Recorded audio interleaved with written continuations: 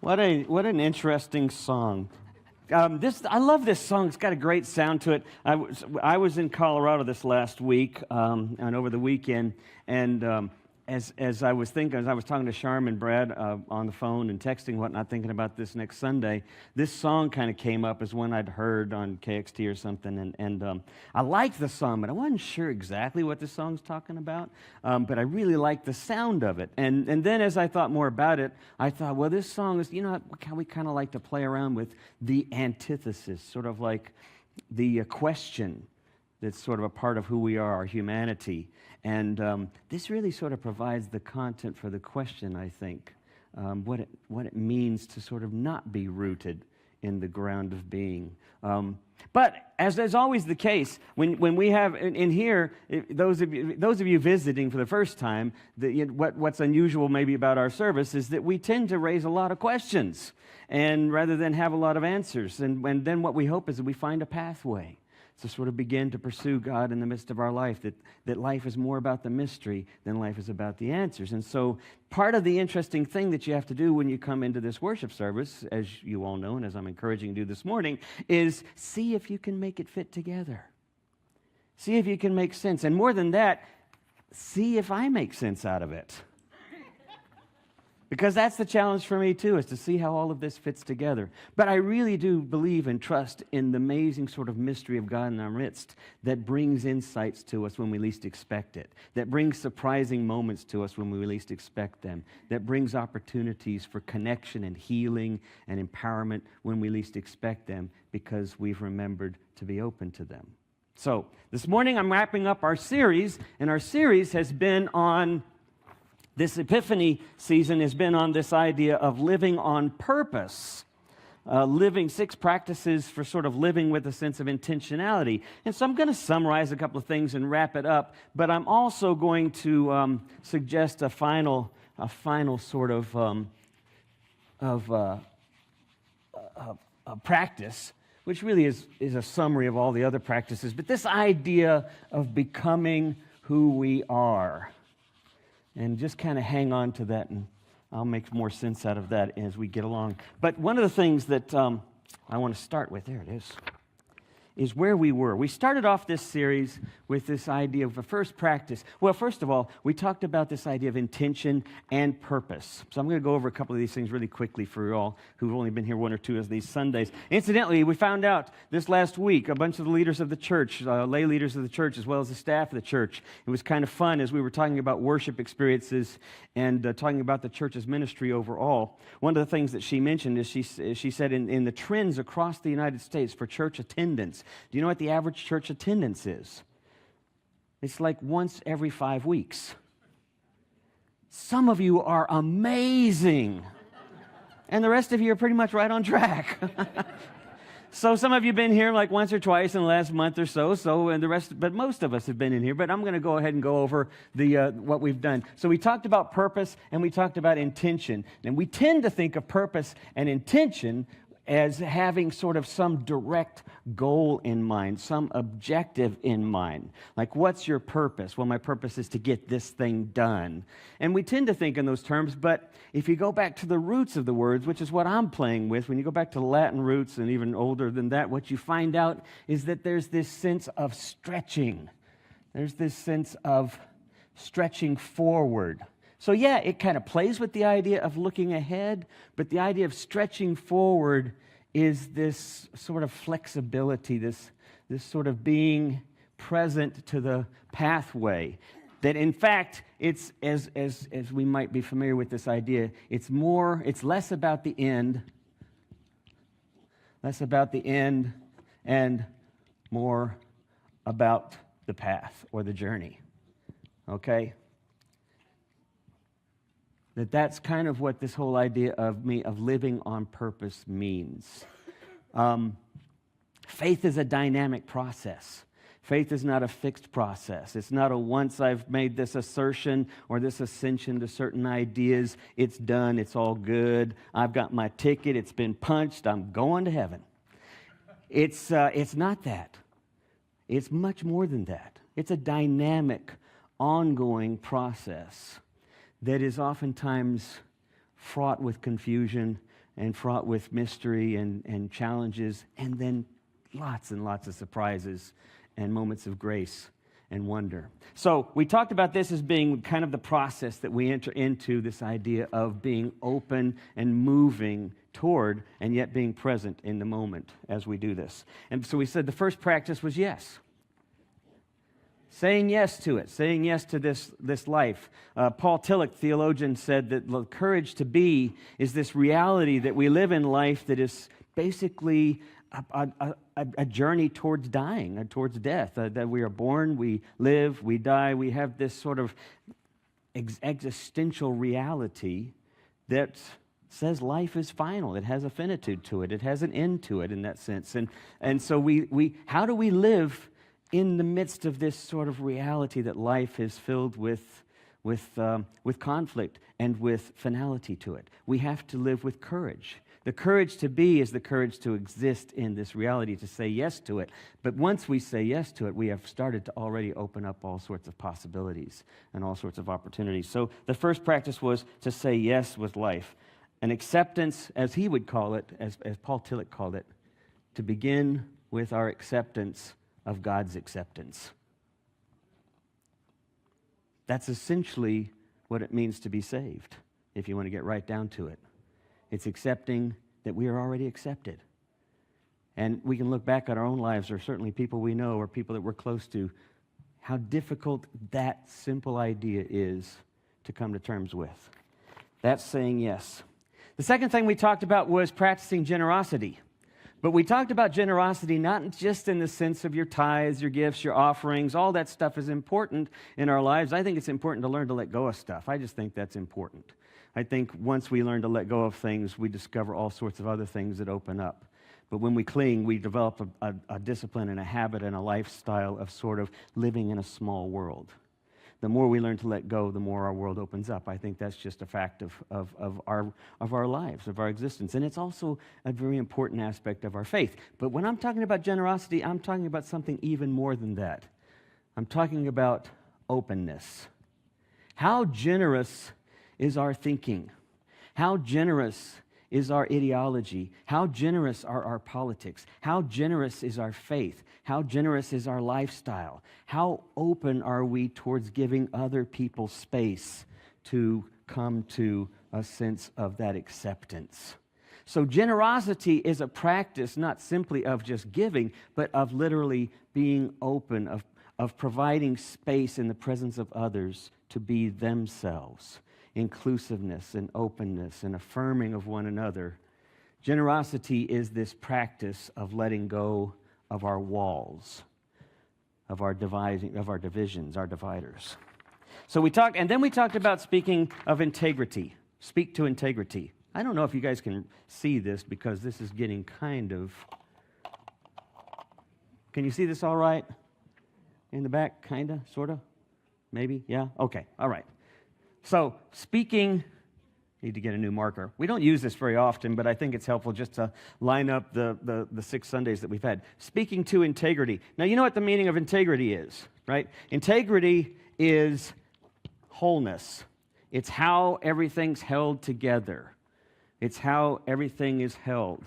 How do we speak to integrity? How do we speak to this openness of God's creation, to this openness of God's love? How do we speak to it in a way that holds it together? Because we can look around us and we can see that, in fact, most of our culture right now is speaking to how to tear it apart, right? Most of our culture is speaking to how to keep it divided or pocketed or tribal. But God's creation is about a unification of all of life. God's creation is about an abundance, a generosity of all of life. How do we speak to holding that together? That's a third practice. A fourth practice that we talked about was this idea of trusting the ground.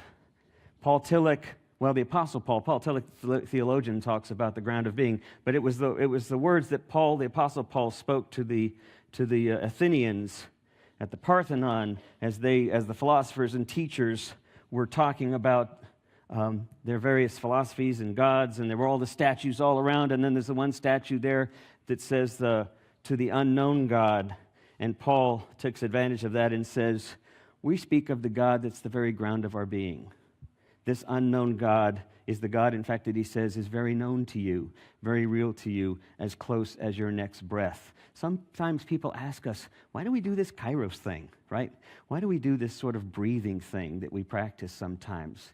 At the very minimum, it's to remind us that when we're out in beyond these walls, when we're just living our lives day to day, when we're living in connection with other people, our very breaths are reminders of God's presence in all of our lives.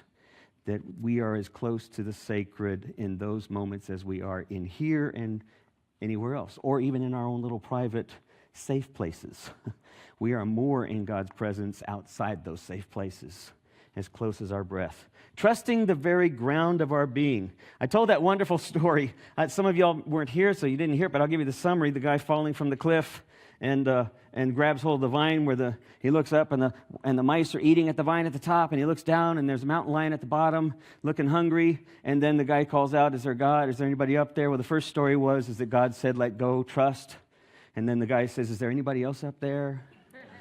But I told you the second version, which was really the version I want you to take home with you. I want you to think about every time you have a chance to, this idea of the very ground of our being. We don't have to look beyond. We're not asked to look beyond. We're asked to look here in the midst of our very being to find the strength in our connection with one another, to find the courage and strength. And so the second story was the guy was hanging on the vine, the mice were chewing at the ivy, the mountain lion was down at the bottom, there were 2 strawberries and they tasted delicious. You're going, what? Trusting the ground. It's already right in our midst. Okay, then Sharm talked last week about leaning in, and I'm going to misuse the words here. I hope I don't too much. You're free to correct me.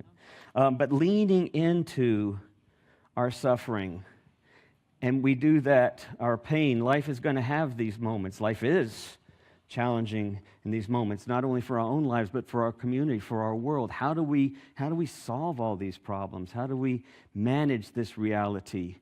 But we are in community. We exist in community. And we lean into that and find strength there.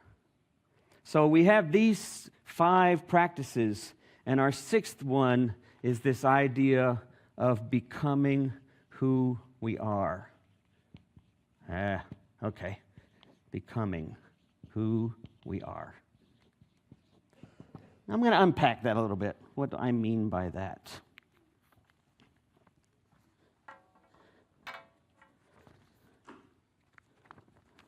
This idea of becoming who we are is this notion that we started with.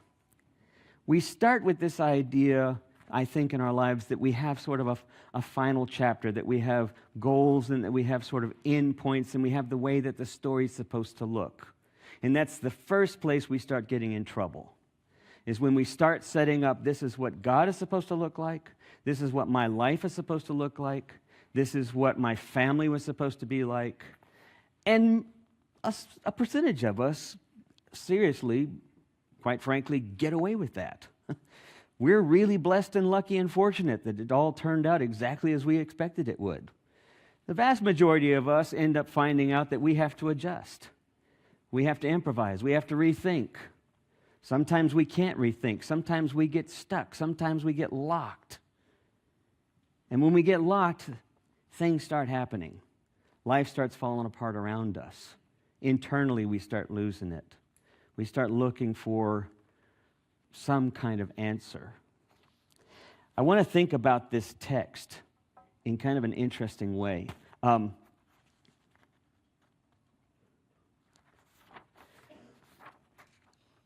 Now, some of us, well, how do I say this? Let me just look at my notes and see how I said this. That might be the best way, because I don't want to trip myself up here. At first glance, when we look at this text, it's a miracle story, right? And then there are more miracles performed afterwards. It's a story in the New Testament sort of about the signs pointing to Jesus. What about miracle stories, demon possession, What does it say about Jesus? And we can sit around for hours and talk about miracles and talk about demon possession and talk about signs, but I think we'll miss the point here. Now, I should say, anybody in here besides me, I'm almost embarrassed to say this, a fan of the TV series Supernatural? Seriously? Nobody else? Seriously? You're going to be brave? You're going to say it? Okay. The Walking Dead? Come on, really? Seriously? Your husband is? Yeah. Okay, I know they're totally ridiculous series, right? But I love these. I loved the movie Constantine. I love these kinds of series that sort of look at the mythology of demons and angels and the whole sort of panoply and hierarchy of all this stuff. And I find it fascinating to look at. And it's totally bizarre at times and so concrete and black and white that it's just kind of illogic and kind of a nut job. But I love it, and now I'm hooked into it, and now the series has gone south, and it's gotten the whole last season is just ridiculous. But I'm still stuck, right? It's like Downton Abbey. You had to watch it to the very end. How many of you watched Downton Abbey? Oh, you people are sick. Downton Abbey fans, but not Supernatural. Now that's real stuff, Downton Abbey. So we come to this text, but I don't think that's what this text is about. And that's what I want to suggest to you about, is that this text moves way beyond the idea of miracles, because I want you to think of two things. Keep in mind two things as we think about this text this morning. And the first thing is that this is pre-Copernican writing. Okay? This is pre-Copernican storytelling. This is pre-Galilean storytelling. This is pre-Darwinian story. This is pre-Enlightenment writing. All right? Just let that sit in the back of your head for a minute. That's the first thing I want you to think about. We don't understand this reality because we're 1,500 years past this kind of thinking, this kind of reality, this way of understanding story as a reality. And the second thing that I'd like to suggest is that there's something else going on that we miss because we get caught up in the apologetic mindset. Now, some of you know what I mean by the apologetic mindset. It's this idea of trying to prove and trying to hold together what we think has to be the way something is seen. We have to prove it this way, or else our reality starts to fall apart, or we think the foundation of our faith starts to fall apart. So we have this idea called apologetics. But I think we miss the point here. I think what we miss is that what Jesus was doing at the time when the guy walked in the room. What was he doing? He was teaching. Number one, he wasn't supposed to be there. He's not an official teacher. He's gone in on Sabbath and gone into the synagogue and started teaching. He's not supposed to be there. Secondly, what do you think Jesus is teaching? Well, just look at anything that he had taught outside the synagogue. That he'd walked around and hung out with Samaritans, that he'd walked around and hung out with lepers, that he'd walked around and hung out with tax collectors, that he was pretty much inclusive on all sides of the board, on all sides of life. He was always reaching out with God's love and bridging these gaps and reminding people that the primary goal, the primary commandments were the ones that have always been there as a part of the covenant with God, which was to love your neighbor as yourself and to love God with all your heart, soul, and mind, and then to pray for your enemy. This is radical, crazy stuff. He's probably in the synagogue teaching that when a guy comes in possessed. Now what does it mean? What does it mean to be trapped by your own thoughts? What does it mean to be captive to your own self-denial or self-destructive thinking, to your own negative narratives, to your negative interrelational narratives? What does it mean to be trapped by that? You see, I think something else was going on here. Getting rid of a demon doesn't do anything. Raising Lazarus from the dead doesn't do anything. He still died. Right? What else was going on here? Jesus was not supposed to be there. Jesus was challenging a limiting way of looking at the world with his presence and his teachings. And the only way to deal with that is to sometimes literally be exercised. To literally have those thoughts exercised from you. Someone this last week shared with me, I don't want to mention a name because I didn't ask this person if I could have permission to do this, but I think it's okay to share this. They shared with us, they did this DNA project, right? How many of you all have done the DNA project? Me 23andMe, or one of the other ones? Yeah. How many, just with a show of hands, if you did the DNA project, if you did it, how many of you were surprised by what you discovered? A few of you, yeah. So what's interesting is he shared this story that came from the Washington Post last week about this project that was done, and it shared that out of, there was this one project called the DNA Discussion Project that was done at Westchester University in Pennsylvania, and out of the 3,000 or so people that they had surveyed, 80% of themselves had self-identified as white. But after the answers had come out, a number of them discovered that in fact they had African heritage, or they had Jewish heritage, or they had some other heritage. Now, most of them thought, how wonderful. There's a whole new side to me I didn't know I had. But there was a percentage of them that reacted to this vehemently in all sorts of self-denial. And in particular, they talked about this website called storefront.com, which is a nationalist website, a white supremacist net website. And it said, the guy one of the guys who discovered he had this African DNA structure in his history had said, I quote, he had Jewish DNA in his history. He said, "It's a Jewish conspiracy to defame, confuse, and deracinate young whites on a mass level." Deracinate. Yes, deracinate. Members of white nationalist groups had advised those who discover non-Aryan heritage in their background to rely more on a genealogy of the mirror test. Look in the mirror. Do you see a Jew?